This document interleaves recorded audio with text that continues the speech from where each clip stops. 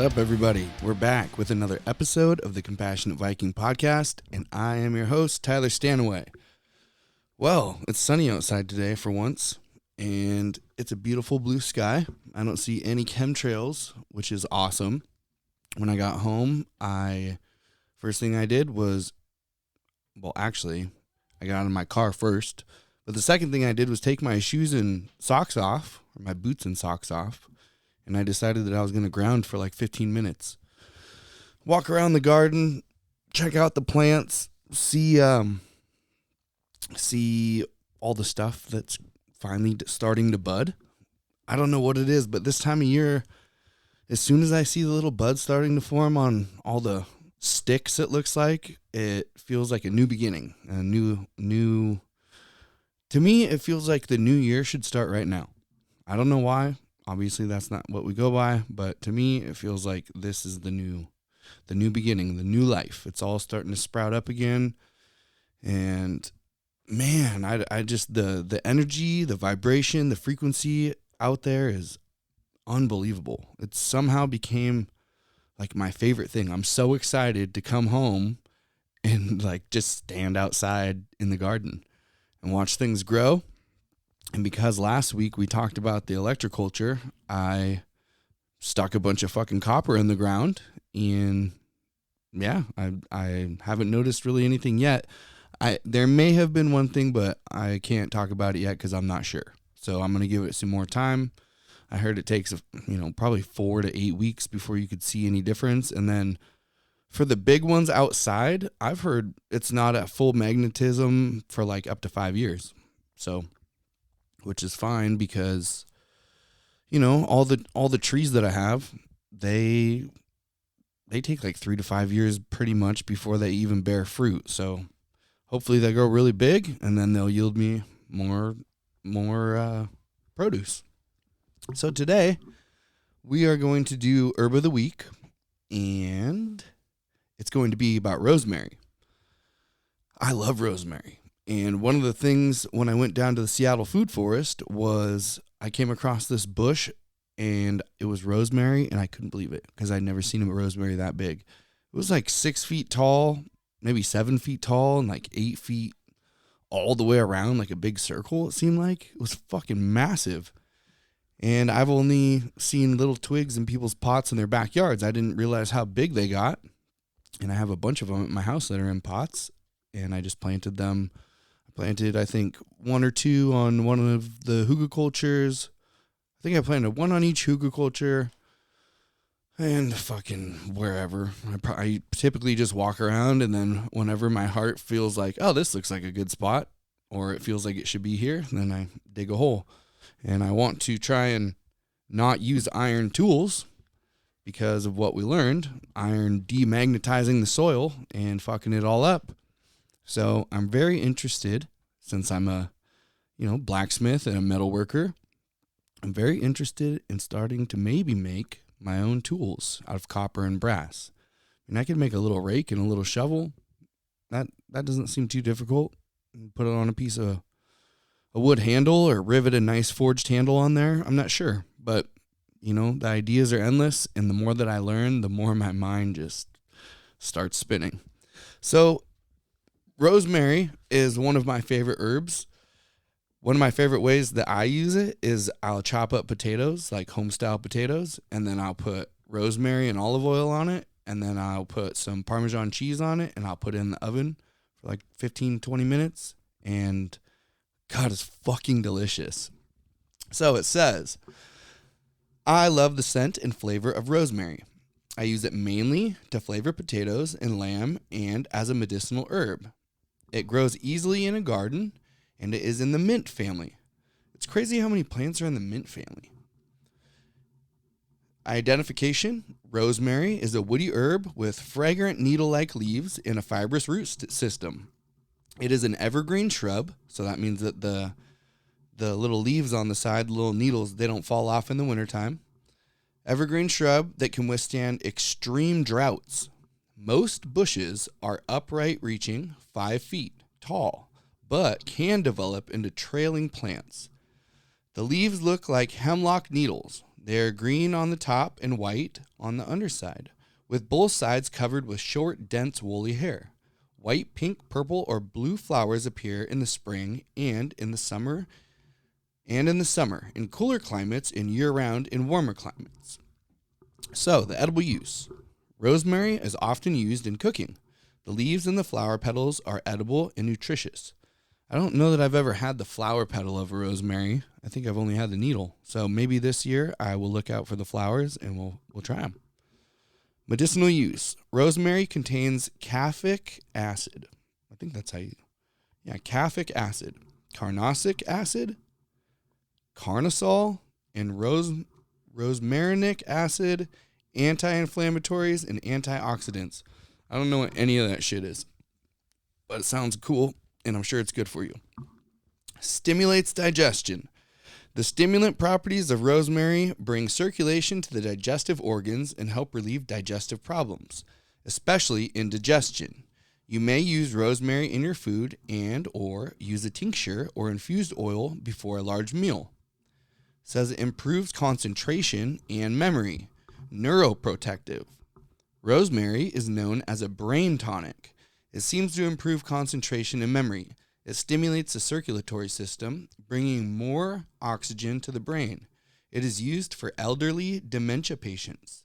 It also has a neuroprotective effect due to the carnosic acid found in rosemary. Circulatory problems and headaches. Rosemary is a mild stimulant, well known for increasing circulation. Use it for problems with the cardiovascular system, poor circulation, and low blood pressure.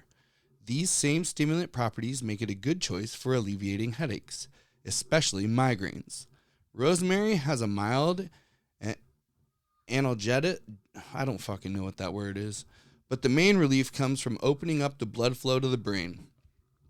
Inflammation, colitis, and arthritis. It's that word again.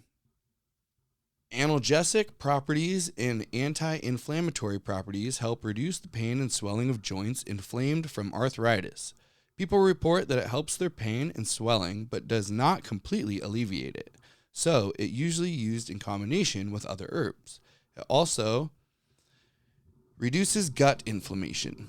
It's an antifungal.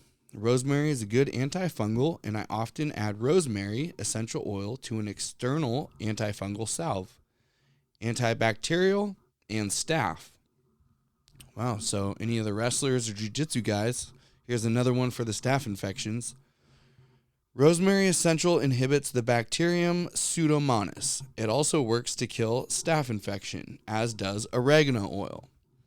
Anti-cancer and hepatoprotective. Dude, these words are just killing me, man. This is above my pay grade here. I didn't know rosemary was so high up on the fucking word list. Rosemary has been researched for a variety of cancers, and it has many properties, such as caffeic acid, carnosic acid, carnosol, and rosmarinic acid that helps fight cancer. It also protects the liver. Hair loss. Rosemary essential oil has been shown to be as effective as the prescription hair growth drug minoxidil. Apply in a carrier oil on the scalp. I prefer coconut oil and keep using long term. Halitosis. Rosemary makes an extremely effective mouthwash. It can get rid of bad breath very quickly. Gargle and rinse with rosemary mouthwash every morning and night, more often if needed. A mouthwash recipe is below.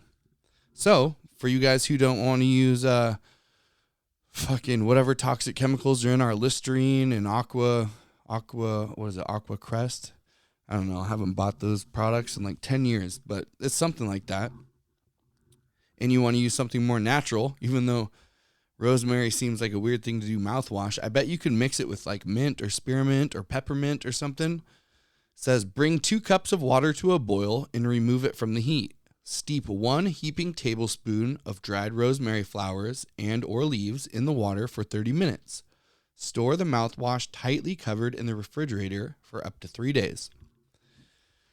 So, rosemary is also super hardy, you know?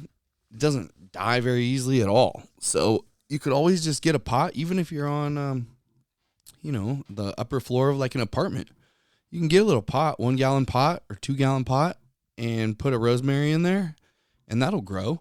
Shit, put a little toothpick or a little stick with a tiny copper wire wrapped around it. You'll be having big ass rosemary in no time. So let's get on with the podcast because we have lots of notes to go over again. Plus, crazy shit that's going on in the world that drives me fucking nuts because no one else understands. But you guys do, and that's why we're the Viking villagers.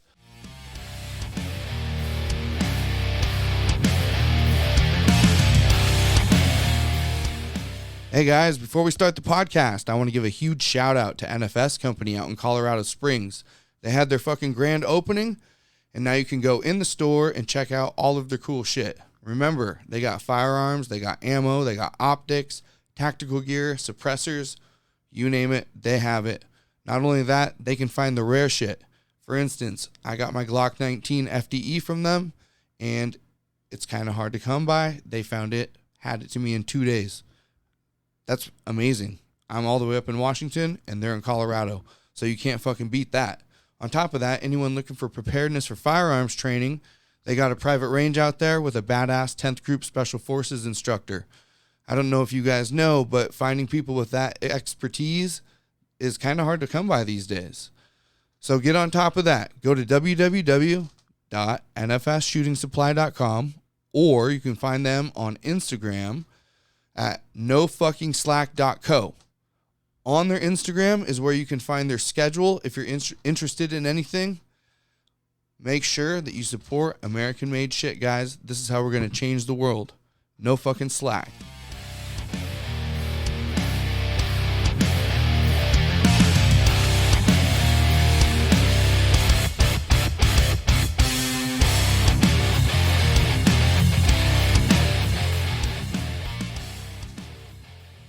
Okay, what's going on? I have a bunch of things to say about some of the current events going on in the world. You have Trump supposed to be arrested. You have banks fucking going bankrupt, I guess. And, I don't even know where to start. But for one, I guess I could be wrong. I don't know everything. But I don't think Trump's on our side. I really don't. I know that there's lots of things that he has done that I do agree with, and I think that are good, but I think at the end of the day, I don't think he's on our side. And there's a few things that go into it that make me think that. For one, obviously Operation Warp Speed, which I don't give a fuck what you say. There's no good thing about that at all. At least in my opinion. I see that it's just harmed a bunch of people and caused a bunch of frenzy. I see that back when he was president, or some say he is president still, or some say he should be president. I don't fucking know.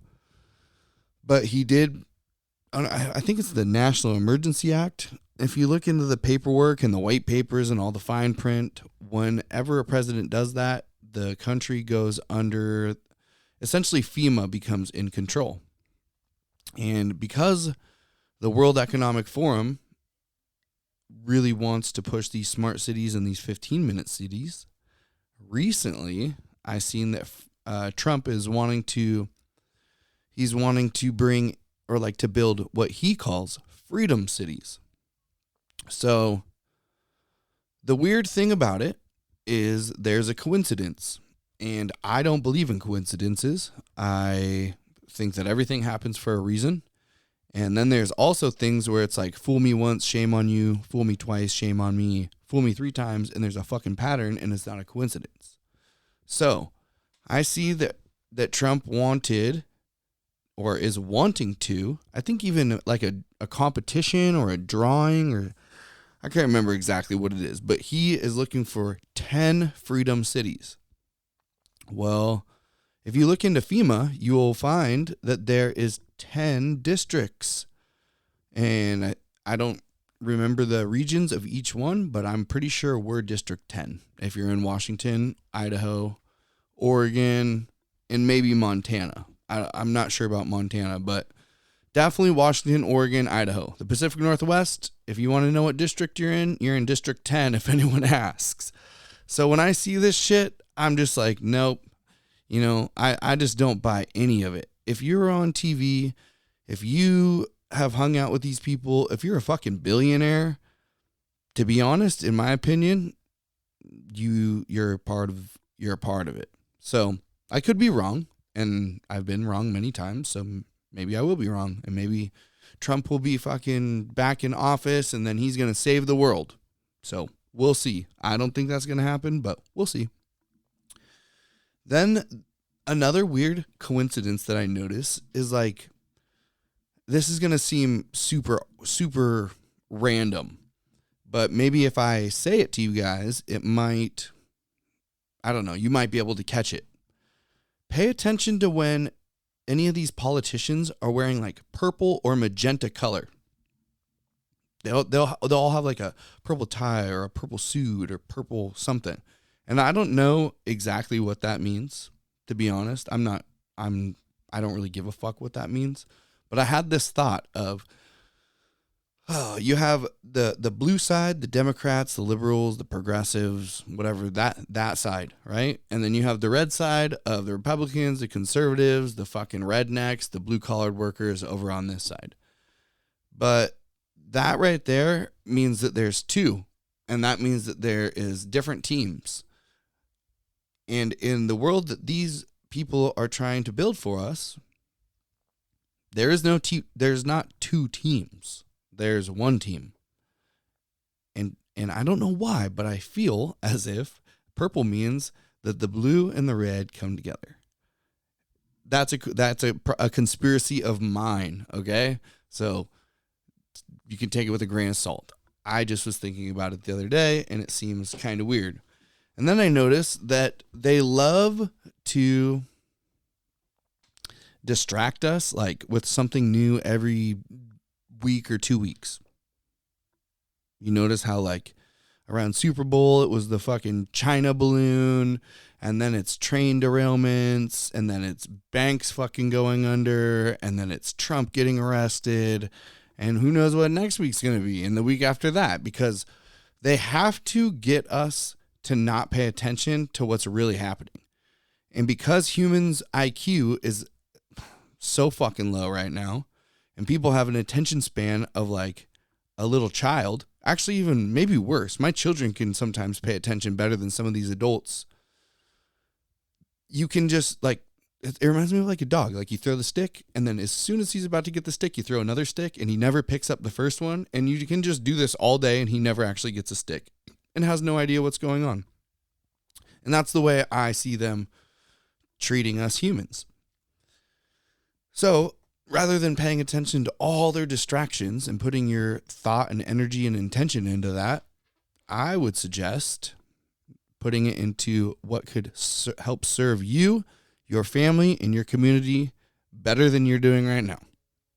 That is always the safe route. When in all doubt, go back to fuck it. I'm just going to do me and improve myself and improve my family and improve my community. And that's the best you can do. I truly, truly believe that this intention, this imagination of ours, our consciousness is connected to all things more than we could ever know. And I used to be someone who was just like, I'm black-pilled, where it was just despair and anger and bitterness and fuck everything and the whole place is going to burn down and all that different stuff. And that became like a black cloud over my head. It just drug me down. I didn't even want to live anymore. To me, it was like, what's the point? We're all going to die anyways. And that essentially to me is like they were winning at that time. They got me right where they fucking wanted. They got a dude who has a good head on his shoulders, who's capable to completely be okay with throwing in the towel.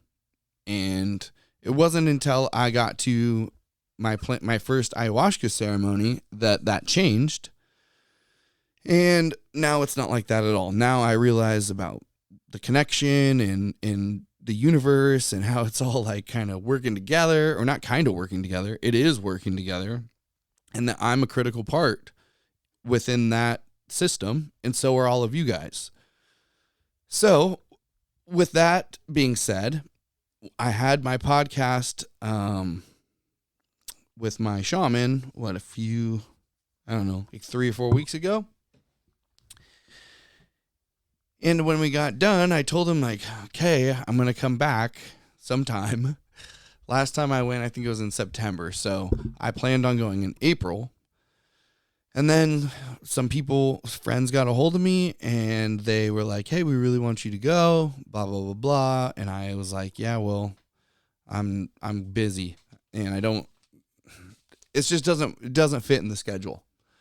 But somehow, I got a hold of them, and we made it work out. And so now I'm going back, and I'm nervous as ever. But one of my main intentions this time, I have 2 things. I want to know my timeline, like my ancestral timeline. I want to know where the fuck I came from and why I am the way I am, or what throughout the universe has brought me to this point in this reality, I guess.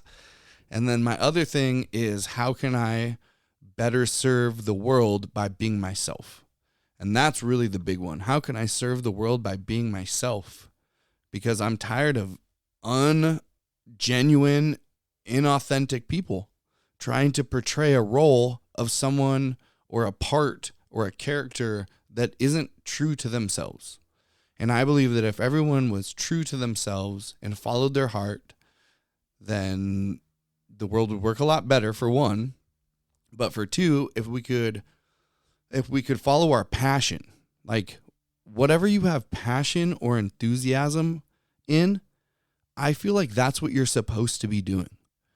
Over the last few weeks, I've realized like I have so much passion and enthusiasm into the things that I do, right? The podcast, the farming, the fucking learning new, I guess, not new technology. It's old technology that's been forgotten and suppressed and burned in books and not talked about for 4 or 5 generations. And now we're bringing it back to the surface. I have massive passion for that. I'm learning about all of it. My whole life is like learning every single day, and I have nothing but passion for it. And I realize, like, where is this energy coming from? And I believe it's coming from the divine source, like the source, God, the universe, fucking whatever you want to call it. That thing up there that is more powerful than me is like beaming energy into me to allow me to have enough energy to pursue my fucking passions. And it's weird because when I do things that I'm not passionate about, I do not have that energy. For instance, work, I do not have the energy for. It is like to me, I don't know. It's not that the guys are bad. I cared about all of them, but I feel like we're just on such opposite channels. I'm tuned into a certain frequency and they're tuned into a different frequency, and we're so far off like the same range that, I don't know. And it just doesn't feel right. So I'm doing everything in my power to figure out how to provide for my family and serve the world without having to go and waste it 40 hours a week. That is like my main goal right now. How do I figure out how to provide for my family and serve the world by being myself without having to go to work for somebody else? And I have lots of ideas, and I understand that things take time. The Compassionate Viking app that I have talked about, I am obviously still super interested in that, and I don't even know how to go about it. Part of me wants to say, hey guys, fuck GoFundMe, because I don't want to deal with them. I don't like them. I don't like the way that they play ball. So what if we just set up like essentially a Compassionate Viking donation center, and then anyone who puts money into it to help build the app, because I'd just take that money and then just build the app. That would be the fastest, easiest way to do it, would automatically be grandfathered into the app for life. That way, we all fucking pitch in, whatever, 10, 20 bucks. There's a bunch of money for me to pay someone to go build this app for us, and boom, there it is. And anyone who helped pitch in, it's part yours. That, to me, seems like the best way to do it. In the meantime, before that happens, I think I can start a Telegram channel, and we can start going on there. And I'll just have it as the Compassionate Viking on Telegram. And then maybe I can get some like subcategories for regional and local areas that we can start posting things. You know, what skills you have, what labor you want to do, what you want to trade, barter, fucking whatever it is. That we could do that too, which I think I'm going to do it. That way we can all connect. And then shit, it's just endless. But it's hard. It's hard because when we look around and we see how much things fucking cost, it's absolutely ridiculous. I heard the other day that a hospital pays like roughly around $2 for a bag of saline, and then they charge us like $800 for it. Think about that. It costs them like around $2, and then they charge us $800 for a bag of saline. That's fucking fraud, man. That's theft. To me, that's not okay. And then you just look at you look at the price of the grocery store, all of it. I used to go and get a whole week's worth for like, I don't know, $200 or $300 for the kids and me and Vanessa. And now we go get like 2 bags and it's like $200. And we have like a dinner and some apples and some grapes or something, which sucks, but it is what it is. And when we're there, our mind is like, well, we only have so much money, so we need to, get as much as we can for as long as we can. So sometimes we'll get the cheaper shit because we have to until all my plants and crops actually grow up and produce for us.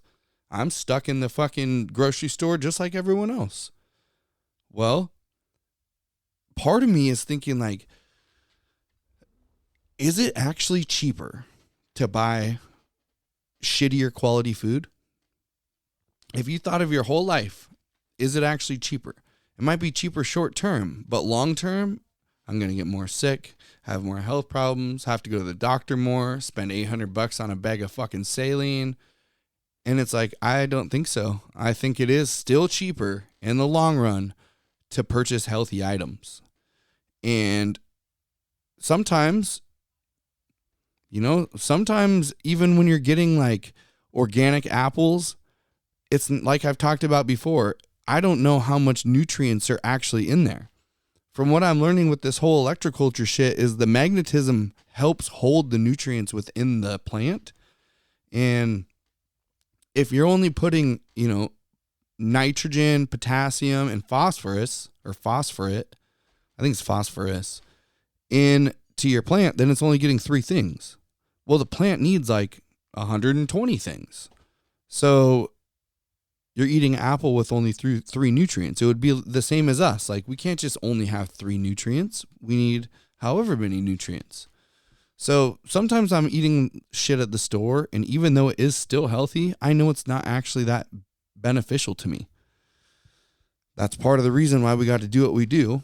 And I realize when I'm stressed out, like a lot of us are stressed out because of what's happening around the world.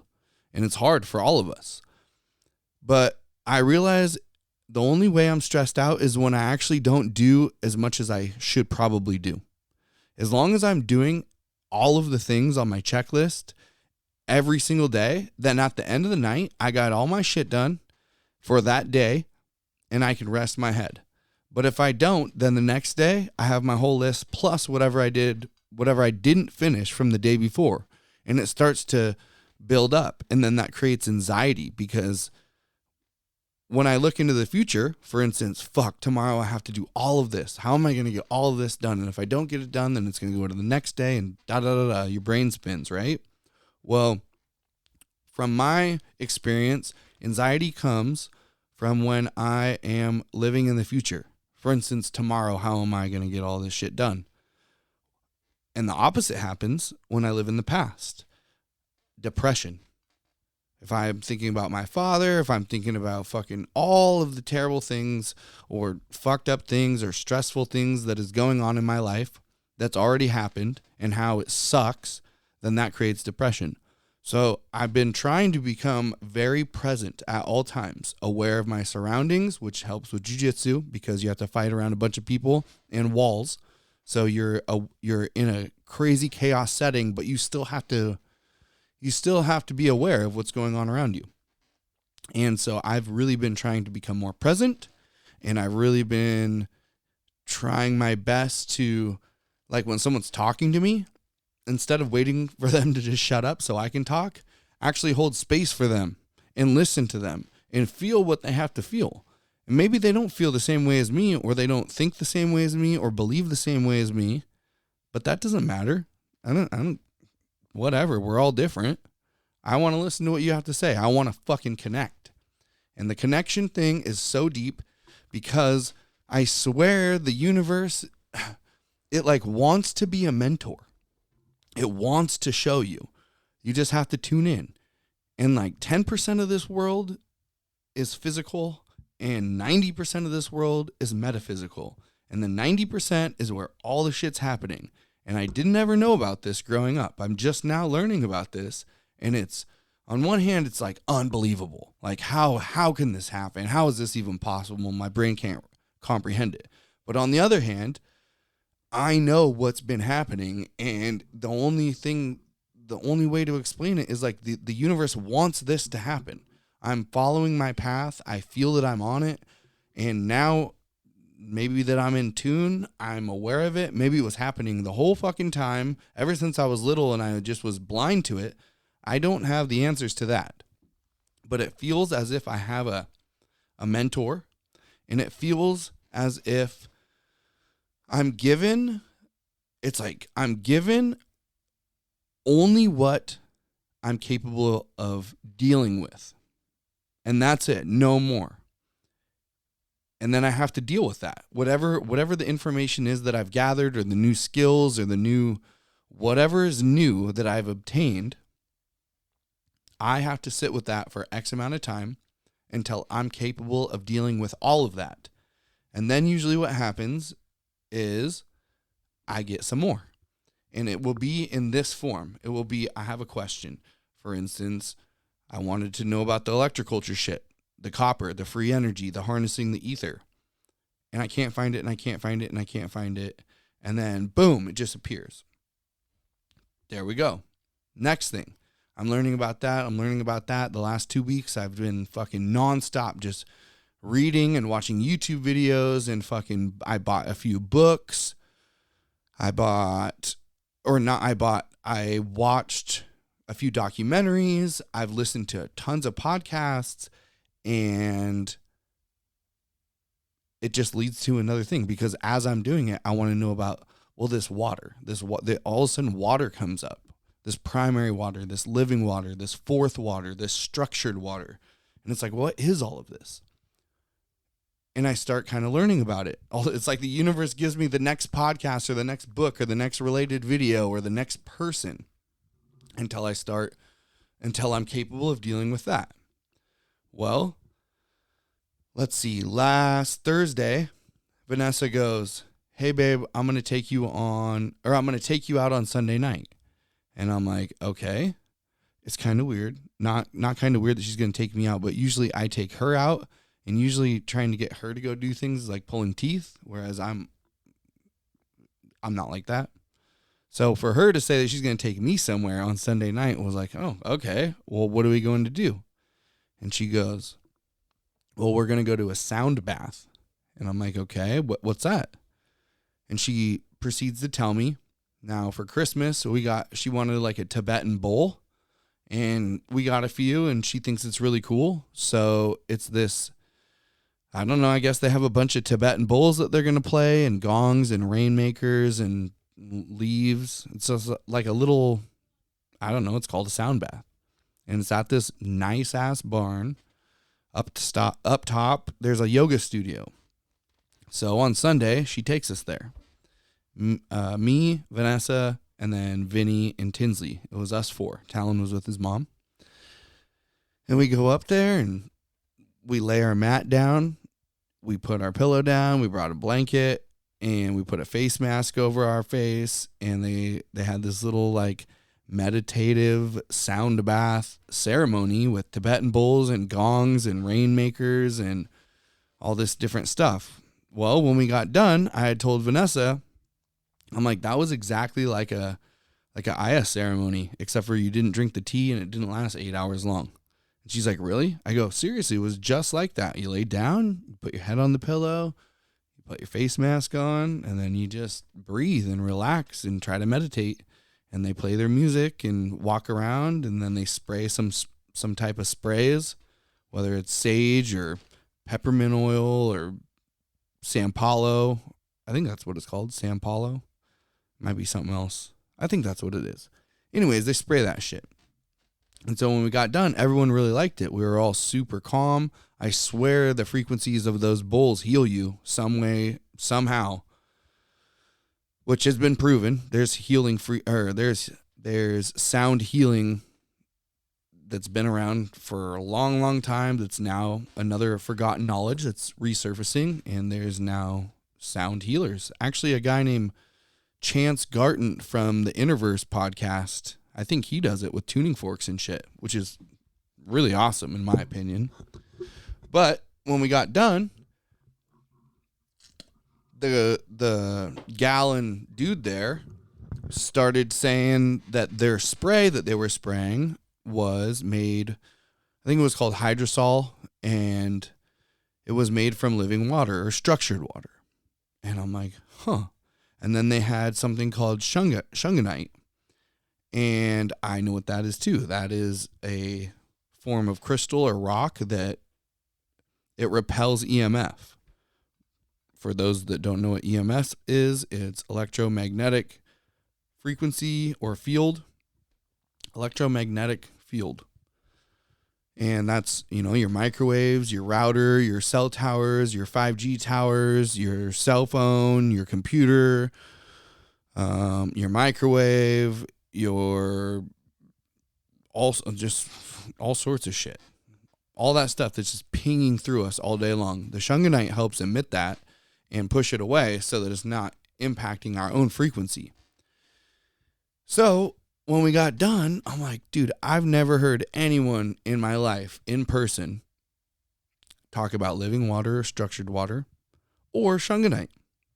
So I had to walk up to him. And I walk up to him and I'm like, hey, have you guys ever done an Aya ceremony? And they're like, no, we want to.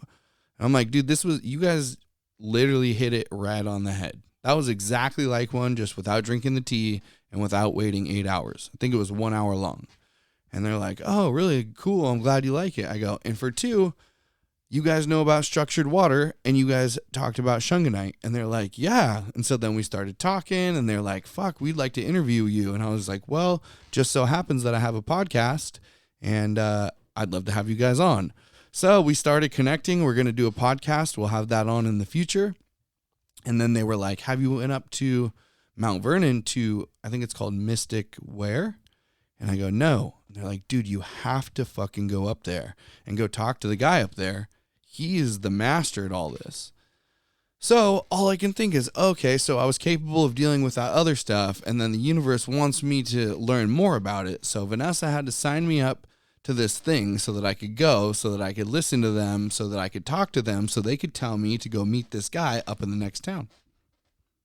Is that crazy? Or am I just thinking too much into things? I don't know. I don't feel like I'm thinking too much into things because this type of shit has been happening literally ever since I took my first cup of fucking medicine, heart medicine, last year around this time. There's been another story where I wanted to grow these certain mushrooms, and they're called Gandalf mushrooms. And so I was on this mushroom page on Facebook, and I had asked some people, like, hey guys, I've seen these mushrooms. Do you guys know where to get any liquid culture or spores or, some way that I can grow them? and I get a random message from a dude in North Carolina who's like, hey, bro, I seen your message. I went on your profile and seen that you do jujitsu. I, too, do jujitsu, and I teach kids as well. Those mushrooms you're looking for are a 2-year wait list. And I think you got to get them from like a university or some shit. You got to write a paper to the university asking for microscopic, research purposes in the mycology lab. And I was like, oh, well, that's probably why I can't find them. And I do not give a shit that much about that. So we are going to go on to the next mushroom. And he goes, but I actually have an extra set of swabs and I would like to gift them to you. And I was like, really? And he's like, yeah, what's your address? And he so I gave them to him, and he literally shipped them there at my house like 5 days later from North Carolina, just because I wanted to grow these mushrooms. And then this guy, I don't even know, you guys. There's been multiple things that just line up and line up and line up. And finally, at what point do you just go, okay, clearly there's a bigger plan. I know what that plan is, not the end game. I don't know what that plan is, but I know that I'm sticking to the plan as long as I'm following my heart, because my heart shows me where my passion is at, and my passion shows me where I'm getting this certain type of energy from. And clearly that energy that I'm getting only comes to me when I'm doing this. So that must be the path, the energy path, the soul path. Also, this is going to be the fucking crazy part, is at the end of the ceremony, or not the ceremony, but the little sound bath, I flipped over and we all had a card, like a tarot card on our head. And I had never done tarot cards in my whole life until like a year ago, my first ceremony actually. And I've pulled, I don't know, probably 10 since then. Because Vanessa has a tarot card deck now. I have a tarot card deck now. I haven't even used mine. But every time that I've pulled one, it's been like exactly what's going on. So I flip over and I see my tarot card and it says double mission. And it's kind of dark. So I have Vanessa read it to me. And she just gave me a brief summary. So I found out what tarot card deck it was and went online and tried to search it, and I found it. And I read it. I'm blown away, because my whole life I have always felt like not an outcast. Like I never felt like an outcast, but I definitely felt like I was different. I fucking still feel like I'm different, which is fine. Not better. I'm not saying better. I'm not saying superior. I'm saying different. I have felt different. Now, I also know that there's many people just like me. I'm not the only one. It just seems like in my area, I'm not the same. The closest I get is my jiu-jitsu guys. We're all very close to the same, but we're also still different. We're still individuals. So I pull up my card, and it says, double mission. Lightworker, Starseed, serve the world by being you. Lightworker starseeds are mission and purpose oriented. Many have the feeling that time's running out and there's something they came here to do, create or contribute. They're here to grow as souls, individually, individual mission, and also to contribute to the planet in some action-oriented way, like a collective mission. Their collective mission is often answered through a career calling or by devoting their life to something bigger. Until they remember their collective mission, it can feel as if something's missing or that they're forgetting something important. It's common for lightworker starseeds to feel that they're different, and they may carry soul memories around being visible or sharing their voice. As such, they may protect themselves by dimming their light in order to fit in, or by spending time in some sort of closet, such as a spiritual closet, which this describes my life to a T. Until I drank the medicine. If you pull this card, you're being called to remember your collective mission and step into it even more fully. You're being reminded that your role as a light worker is to light up the world with your presence. This doesn't have to be a great big thing or a decision you need to make. You also don't need to have a great big plan. If you resonate with being a light worker, all you need to do is work out what lights you up, your passions and joys, and keep doing that. When you trust and follow the simple path of things that light you up and then lose yourself in the doing, you'll light up the world without even trying. Activation. How can you serve the world? By being you. And so I read that and I was like, this is my intention. This makes so much fucking sense. And maybe it all is just a coincidence, like what most people are going to say. But it doesn't feel like that. It doesn't feel like that at all. It feels like that's exactly it, is that my whole life I've learned some shit that a lot of people don't know. For the first 5 years that I was learning it as a young adult, I was, I don't know. At first I was like telling everyone, and then they would just shut me down. They would just shut me down. They would tell me I read some some nonsense somewhere. You can't believe things off the internet and all this different shit. And it got to the point where I just shut up. I shut up. I was like, fuck it. I'll just do me and I'll live my life according so, and everyone else can just do whatever they want. But that's also when I felt the most isolated, that I felt like I lost the biggest piece of myself, where all of a sudden I started hating life. Not hating, I shouldn't say hating. I liked it because I knew what the capabilities we had was and what we can actually create for us, and it just wasn't happening. And it really, like that said, it dimmed my light. Oh shit, I got a fucking turkey up on my fence. Hey, Louise, get down. Vinny, knock her down. Fuck. Oh, sorry guys. Turkey went rogue. Anyways, so then I drank the plant medicine, and I don't know if she opened up my throat chakra, or if it was because she opened my heart chakra. Maybe she opened all my chakras. I don't know what happened, but ever since then, it was like, nope, this is what I'm going to do. And it doesn't matter what people are going to say. It doesn't matter what people fucking think of me. It doesn't matter anything. I know what's true that resonates within my fucking heart, and it's not a belief. There's certain things that I believe because I can't prove it to be true. It's speculation. So I don't know for sure. I believe it, but I don't know 100%. However, most of the shit that I say, I fucking know. I know the patents. I know where to find the evidence. I know how many coincidences. Louise, get down! Hey, Vinny.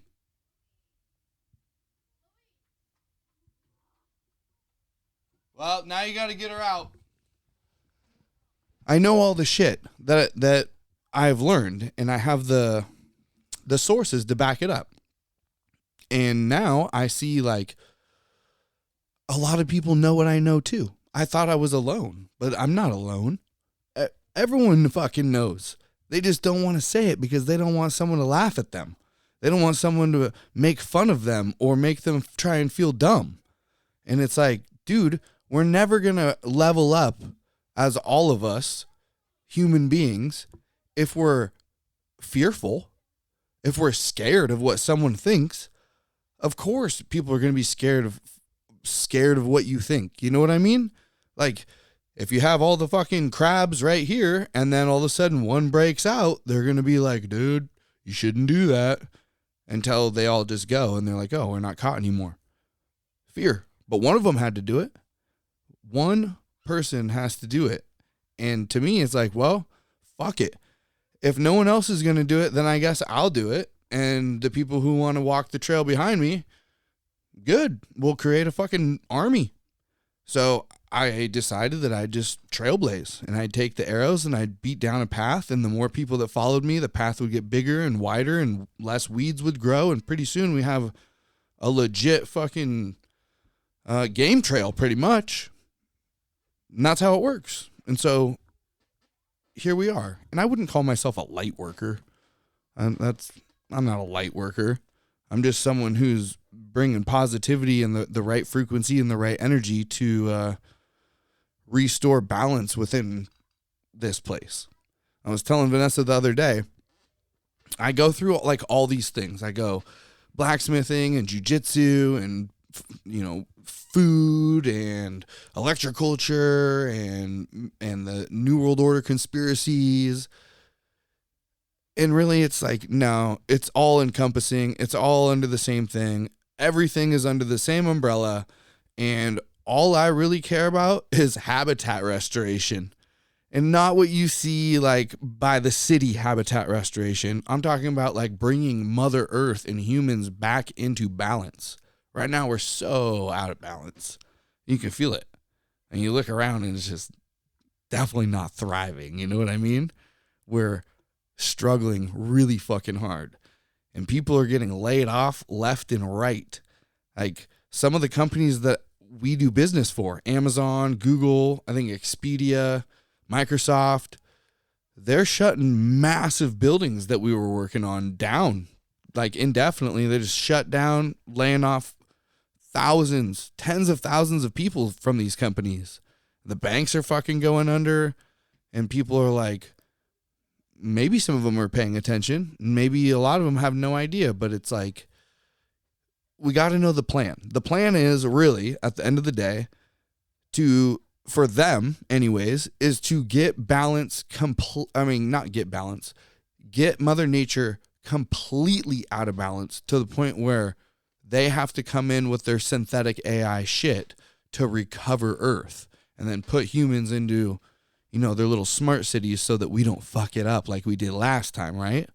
When in reality, they're the ones fucking it up.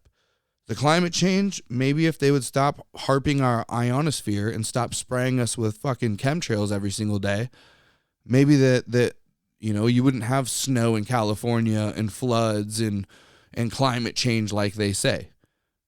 We wouldn't know because they won't fucking stop and they just do it more and more. Also, the food thing, right? They're the ones who fuck it all up. They told us that we have to pay for electricity.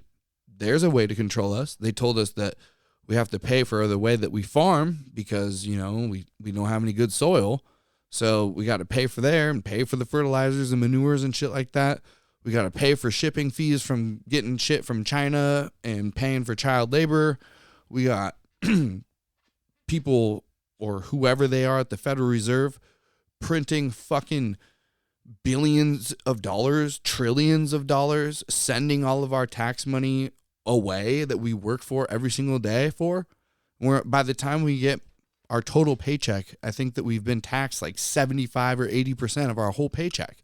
Not in one lump sum, but by the time you buy your gas and pay tax, and every single that you purchase at the store and pay tax, and you pay your property tax or your rent tax or your sales tax or whatever fucking taxes that they got going on, then you're pretty much, you'd be surprised how much money the government takes from you every single week.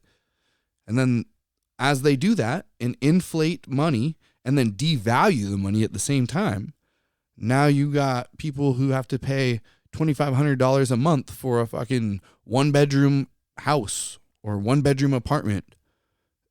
That's preposterous. I see that and I go, well, when they say you'll own nothing and be happy, I can see how they're going to try and do it. They're going to try and force us literally to either starve and not be able to pay our bills. And then they're going to come in, whoever they are. This is the Hegelian dialect where they do problem, reaction, solution. And they come in and they go, well, we're here to save you. We'll take care of all your assets. We'll take care of all your debt. We'll wipe you clean.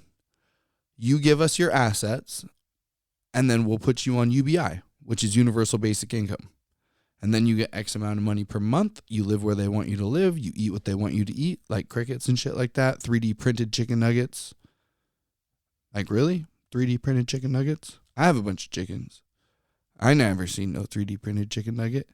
Matter of fact, I never even seen chicken nugget. I don't know how they get the chicken nugget. Unless they The only thing I can think of is they take the breast and then they grind it up or put it in the blender and make a smoothie out of it and then make little nuggets out of it and roll it in breading. I mean, I guess you could do that. That's fucking weird to me, but hey, whatever. Or dinosaur, right? A fucking dinosaur chicken nugget. Whatever. These people are crazy and they have all their ways of controlling us, but it's not going to work because, like that said, a starseed. Well, if you try to bury me, then I'm going to fucking grow. You forget that I'm a seed. And then you guys are like that too. We're all specifically placed strategically wherever we were at so that we could learn and grow. And the more they try to bury us, the more we grow until we're big enough to connect. And then now we're connecting. And they try to bury us more and bury us more. And the more they do that, the more we grow. The more we unlock like old memories from our DNA, from the past, from our past lives. Where the fuck would we be getting this information from? It doesn't just like poof. I mean, it does poof, but where does it come from? You know, where does your thought come from? I have thoughts and I'm like, where is this coming from? I have no idea where these thoughts are coming from. And then I go and follow these thoughts like a little compass, like the thought is magnetic north. But then how you know that you're on path with magnetic north is when your heart and your thought are both doing the same thing. Obviously, a little more than that because I've had like, it's not just thought and heart, right? You can't just be like, oh, I'm going to go rob the bank. And then my heart tells you to do so. Actually, you know what? Your heart wouldn't tell you to do so. So maybe it is heart and thought. Because if you did try to rob the bank, you know deep fucking down that is not the right thing to do. And your heart would say that the whole time you're doing it. And the only way to bypass that heart and not have a guilty enough conscience, in my opinion, is either to be a fucking psychopath or you're high on drugs. Sober people can't go against their heart on that fucking level. They can go little shit, you know, here and there, say a lie or fucking weasel their way out of some bullshit. Sure, they can do it that way. They still get to be eaten a little bit, you know, a little piece of their soul gets chipped off. They have to deal with that guilty conscience when they close their eyes. They know that they didn't do the right thing. But in reality, if your thought and your heart both feel true, that's the fucking way. That's the path. And when you follow that, I swear, when these bad guys try to bury us more in their bullshit, follow that inner compass of yours. Find your magnetic north and do it. And all of a sudden, crazy shit will start happening in your lives. And yeah, it's magic. It is magic. I know people think that magic's bullshit. Well, sure, some David Blaine or Chris Angel mind freak, that's illusions. Real magic is not that. Real magic is, to me, just nature. It's the 90% metaphysical that our five senses don't pick up. But just because our five senses don't pick it up doesn't mean that it's not reality. You know what I mean? Like if that was the case, then how can you guys listen to this podcast right fucking now? From my house. You don't know where I live. You don't have a physical copy of this. Somehow it just played. How is there billions of emails being shot through the fucking air to people going into their inbox and their computer all around us from all around the world? How is there text messages? How is there fucking YouTube videos? How is there... how is that even possible if we can't pick it up? You know? Well, because we don't have the right decoding mechanism to decode that certain frequency. You know, every single thing is some type of vibration, some type of energy frequency. And that's what it is. The email gets transitioned into energy and then it just transfers to somewhere else and you can't delete it. Energy is forever. It's infinite. It doesn't live. It doesn't die. Just like you and I, right? We're a spirit or we have a soul and that soul is just a piece of energy. It doesn't die. We have multiple lives, ancestral lives. We're forever. We'll have either we pass Earth school or we go to the fucking next life. Some people call it heaven. Some people call it Valhalla. Some people call it fucking reincarnation of some other higher being. Some people say you go somewhere. I don't know. Never died. And anyone who tries to tell me, don't really trust them because they haven't either. So we'll find that out when we get there. But while we're here, I'm going off of what it feels like. Because as I get older, my mind stays crazy, but my heart seems to like know. And I don't know how to explain it. Because my thoughts are just fucking wicked shit all the time. And that's okay, because my heart tells me what's right and what's wrong, and I just go by that. And so I just let the brain fucking beat off up there all day long, pretty much, and let it have a good time. But the second that it tries to take control, my reptilian brain, my ego brain, my pride, and all that bullshit, then I realize that my soul needs to get back in the captain's seat and drive where it needs to go. And that keeps my ass in check. That's made my life way better. That's made me happy. That makes me want to be here. That makes me want to really just keep on living. And the more that I learn about all this shit, the more that I want to fucking podcast, and I want to talk to you guys, and I want to go do jujitsu. I want to start a fucking kids program where they can come to my house. I can teach them how to plant shit that they can go home with, and learn about electroculture, and learn how to raise and feed the chickens and the goats. And we can go on nature walks and forage in wildcraft and find out, you know, what all the trees and the berries are and when they harvest. All of this shit. We can teach them how to preserve. We can teach them how to blacksmith. We can teach them how to fucking craft, you know, out of bushcrafting, finding sticks and logs and being able to make fences and hedgerows and cabins and teepees and all of that shit. And I don't know how to do all of that, but I have enough skills to figure it out. And so now I feel that I'm here. This is what I want to do. Fuck going to work. Fuck going to work for somebody else, even though he's a cool guy and I care about him. It's not about that. It's that he is pursuing his dreams and goals. He's doing it. He owns his own business. I work for him. He's doing it. And I think that you have to do that until your skill level is at a point where then you can branch off, just like every other thing in life, just like a child. He doesn't branch off, or she doesn't branch off, until she has acquired the skills and obtained the knowledge that allows her to become independent and thrive and prosper in the independent life. And for me, I feel like I'm at that point where I'm ready to go. I'm ready to fly. And I'm hoping that within the next little while, I know it won't be all of a sudden poof and it happens, but the next thing that I'm capable of dealing with will be placed in my lap, and it will push me next part on the list. Or not next part on the list, but, you know, the next step towards my goal. And I don't know what the fucking goal is, my end goal is, but my next goal is to somehow serve the community and the world as my job, let's say. How do I do that? Well, I don't know. We'll figure it out. I know this living water thing that I came across today has blown my mind. More of the primary water, more of the structured water. I came across this woman named Veda Austin, and she's from New Zealand, and she's been studying like the crystallization and structure of water for a long time. And the shit that she's recorded and the shit that she's researched and experimented with blew my goddamn mind. I don't know. It goes back to that 90% metaphysical shit where my brain can't actually compute what's going on because I have 34 years of indoctrination that magic isn't real.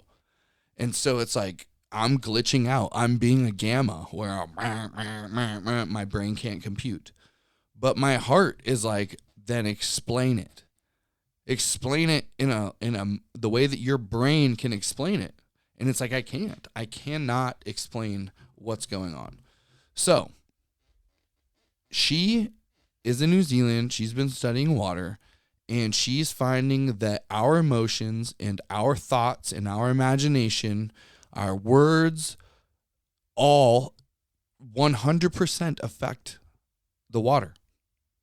And we talked last week about it affecting the plants, and it 100% affects all of the plants with our intentions, our thoughts, the frequencies that are coming out of us from chanting or the sounds of the birds.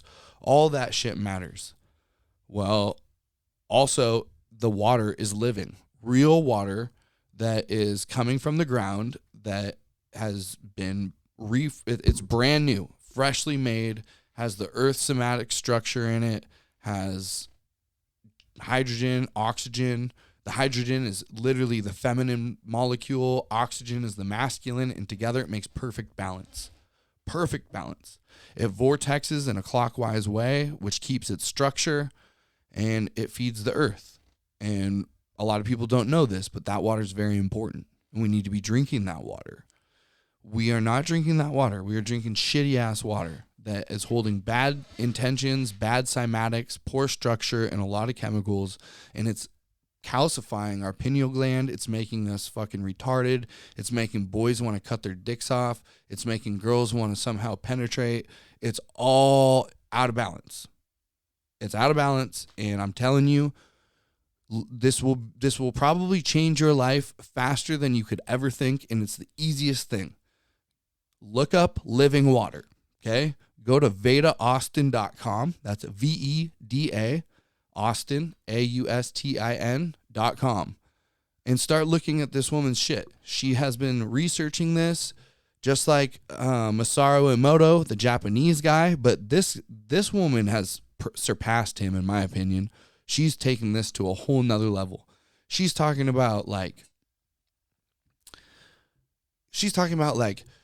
I think it was her, lost her keys down at the beach.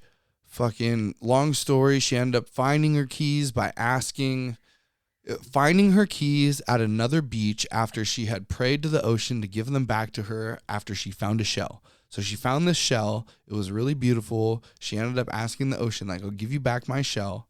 I feel like you're talking to me if you give me my keys. And her keys washed up on shore a whole nother beach away. Now, most people are going to discredit that. I get it. You don't know her, whatever. People can just say bullshit. I'm just relaying the message, okay?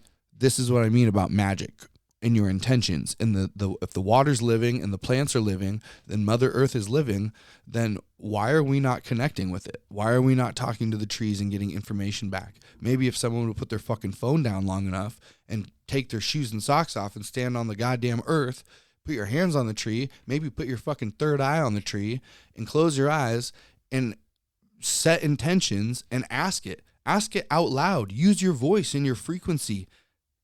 Talk to it. Have it tell you things. What's the worst that's going to happen? Nothing. You're going to look maybe a little bit silly. You'll feel better. That's for damn sure.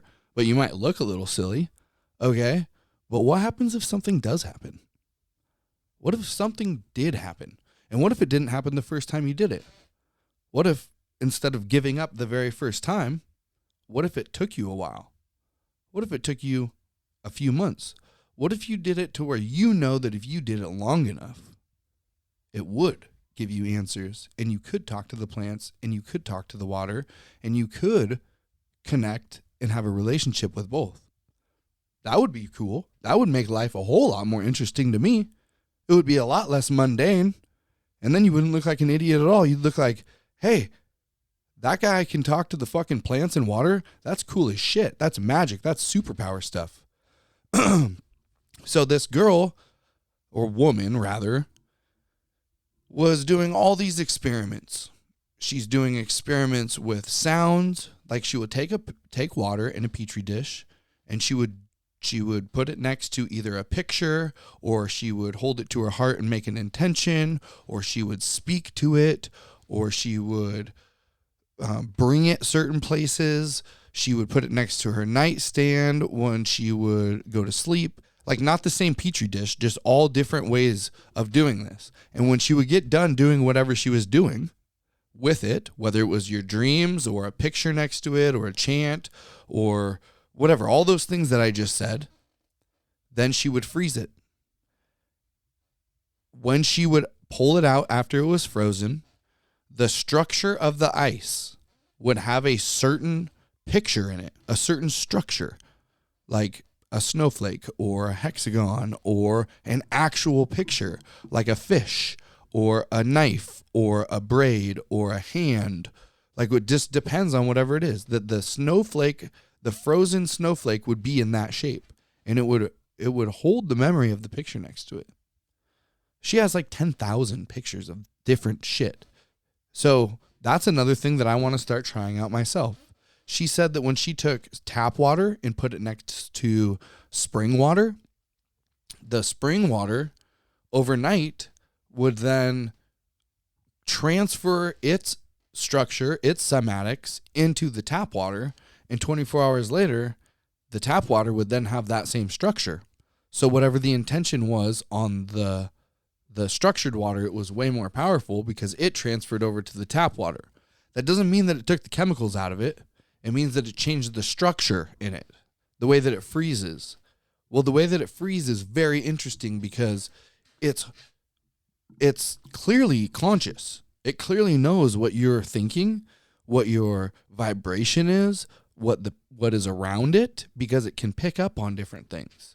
She was saying that she noticed with eggs that a free-range chicken egg, if you freeze it and then look at the cymatics of the white part, it would be it would have 6 patterns of hexagons on it. Every one would be 6 hexagons as the pattern, as the structure. On a caged chicken, there would be no structure, no pattern. It would just freeze over. So she thought that was interesting. Then she did an experiment of where she has an egg, and then she has an egg from a free-range chicken, and then she circled it with, I don't know, 6 or something caged chicken eggs. I don't know how many, probably 6. 6 caged chickens. And in the morning time, the eggs that were closest to the chicken actually started picking up the cymatics from the free-range chicken. So it seems to me that the cymatics that are coming from nature are more powerful. They're a more powerful spell than the ones that are coming from these bad guys, right? Because a caged chicken is not natural. That's humans did that. So therefore, the cymatics lost. The tap water is not more powerful than nature's primary living structured water.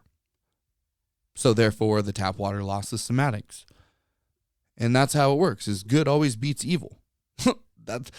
They're never going to win. And that's why I don't have fear, because I believe that fear literally constricts your imagination and the ability to create.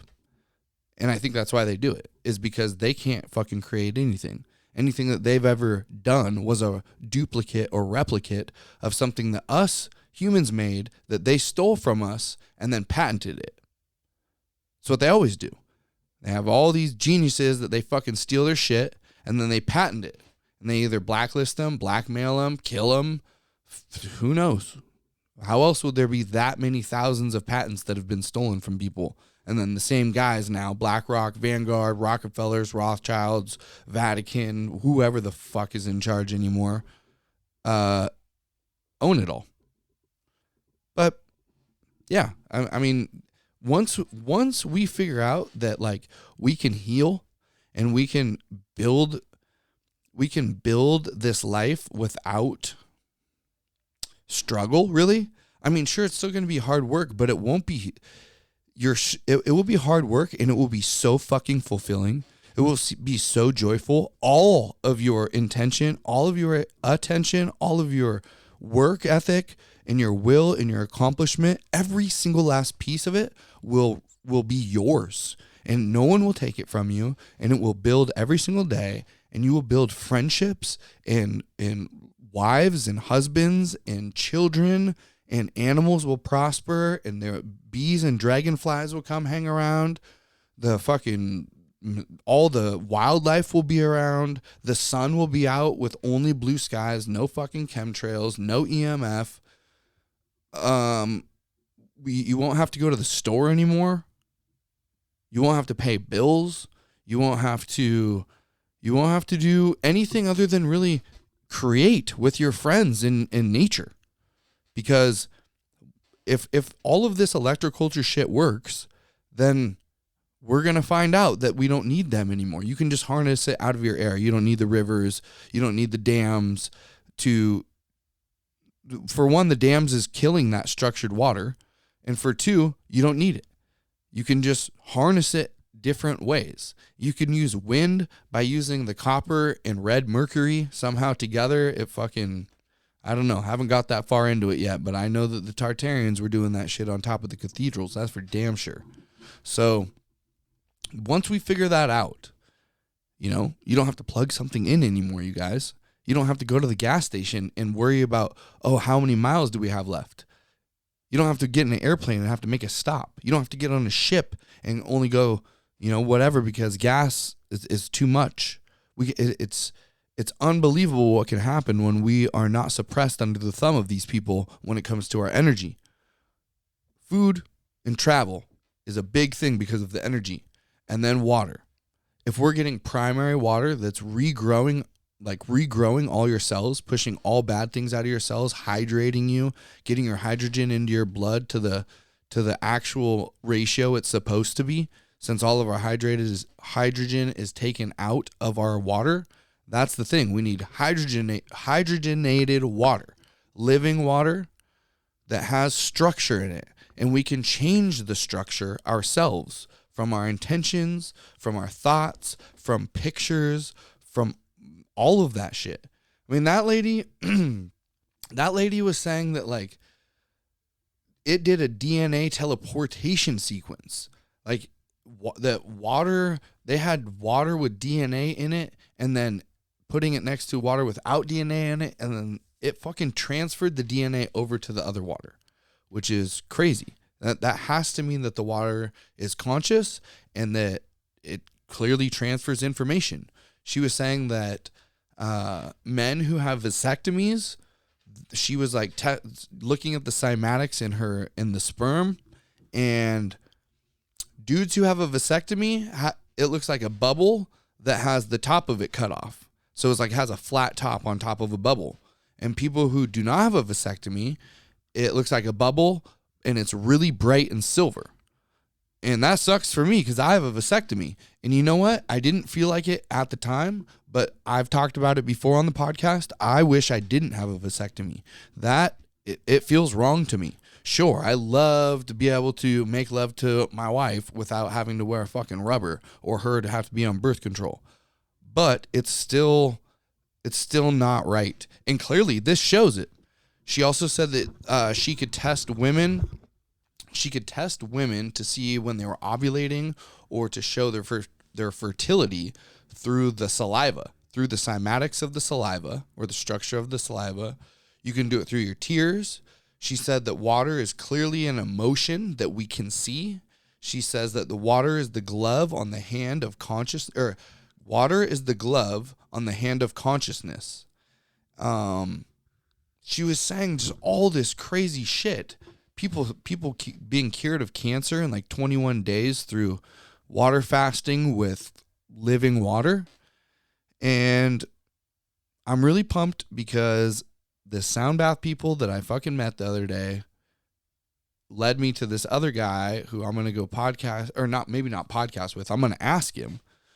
But he has the living water shop with all the crystals and the shunganite and like, I don't even know. I'm very excited to see what else I learn in the future because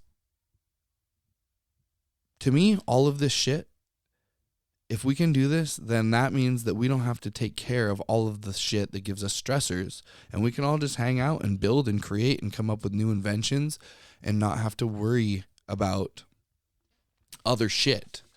But at the same time, I'm not talking about like a fucking commune. I'm not into a commune. And the reason why I'm not into a commune is because most of these communes are like, hey, man, one love, you know, nature provides all, it'll give you everything. Yeah, you're right. And nature provided you a fucking backbone to get off your goddamn ass and quit being so fucking lazy and do something about it. That's nature. Nature gave you all of your fucking legs and all of your arms and all of your brain so that you could go out and do something. And not being worried is one thing. I'm not worried about what the future fucking holds. However, that doesn't mean that I'm not going to prepare. Just like an animal. An animal's not worried. An animal is just living its life, hanging out, having a good time, doing its fucking thing. It's not worried. However, it will prepare. When we know that it's going to be wintertime, well, how am I going to stay warm? I better get my ass out there and chop a bunch of fucking wood and make sure that it's dry so that I can have a fire to keep my family warm in the wintertime when it's cold as fuck outside. That doesn't mean that I'm worried. It means that I need to get shit done way ahead, way months ahead, so that when the time does come, I don't have anything to be worried about. That's nature.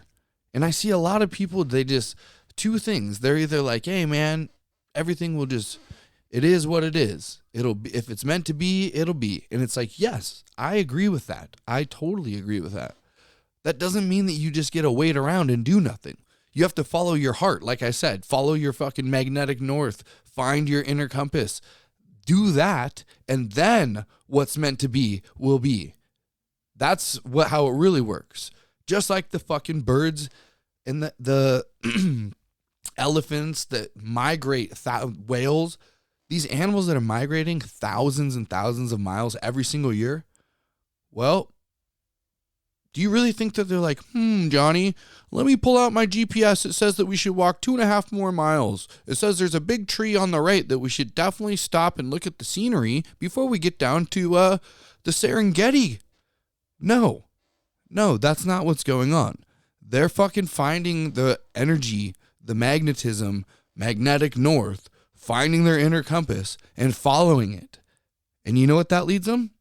That leads them to water, where they can go bask for a few fucking weeks or months or however long they're there, so they don't die. They're not worried. They're just following their heart. And if they don't do that, well, they're probably not going to make it. And if they die on the way, then yeah, what's meant to be is meant to be, but they were doing what they were supposed to be doing. And that's, at the end of the day, I think the most important thing is that you're doing what you're supposed to be doing. You cannot fucking be just sitting there on your ass thinking that somebody is going to make your life better. It doesn't work that way. You have to do it. You have to do it. It's like doing your kids' fucking homework. Like, sure, you can give them good grades. You can make them pass all the way through high school. And then after high school, guess what? You didn't make any fucking progress, and now you have a retarded son. So did that benefit anything? No. And we don't want to do that. We don't want you to go to get saved and have someone save you, and then when the time comes, you haven't made the progress to be able to handle it on your own, and you fail. So you have to do it. You have to start putting in the work, little by little, every single day. And it's going to be hard. At first, it's really hard to change habits. I fucking struggle with this all the time. But I know from experience and from doing it over and over again, and also doing the opposite, that when I follow my fucking heart, that thing in my solar plexus that like it either feels like good and light, or sometimes even so light that it's like butterflies, or it feels like tense and sharp, and sometimes if it's really bad, like moths. Well, follow that thing. For whatever reason, that's like, I don't know. If you follow it, your life becomes way better, and you become more capable, and you become more healthy, and you feel better, and you start hiring your vibration. And the best thing about hiring your vibration is, for one, nature starts vibrating with you, because they don't vibrate at low vibrations. That's anti-nature. Low vibration is anti-nature. The bee is not a low vibration thing, okay? The hummingbird, the elk, the moose. Go look at, if you ever seen a wild animal in the wild, it's definitely not no low vibration shit. It's high vibration shit that you can feel from far away. Your heart starts pounding. You get all fucking excited. High vibration. So, in my opinion, as long as you're following that and you're raising your vibration and you're starting to feel better, and your friends and your coworkers and your lovers and your children are all feeling like, wow, my parents, whether that's mom or dad, or maybe you don't even have parents, maybe it's you don't have kids, maybe you're a 19-year-old kid listening to this, but the people around you will start to be like, dude, Skylar's fucking, or not Skylar, or Peter, or Johnny, or whatever your fucking name is they'll notice that you're doing better. They can feel it. And you don't have to tell them. Because when we tell people, most people put a wall up. And they don't really give a fuck. They don't want to listen to you. But when you show them, you don't have to talk. It's like, look, it is what it is. I don't need to show you. I don't need to tell you. I think that's some very fucking important lessons. Follow your heart. And when you do it, you will see massive improvements in your life. You will want to be here. You will want to learn. You will want to grow. You will want to continue to level up and crush. And the people around you will notice. And they will also want that too. And they will have a way to learn by you showing them and you mentoring them and you being the next one to help the next generation so that we can get back to building and creating and inventing and loving and kicking it around a fucking bonfire instead of having to worry about how we're going to keep the lights on, pay bills, and get to work tomorrow just so that we're a little bit more in debt than we were today. We're out.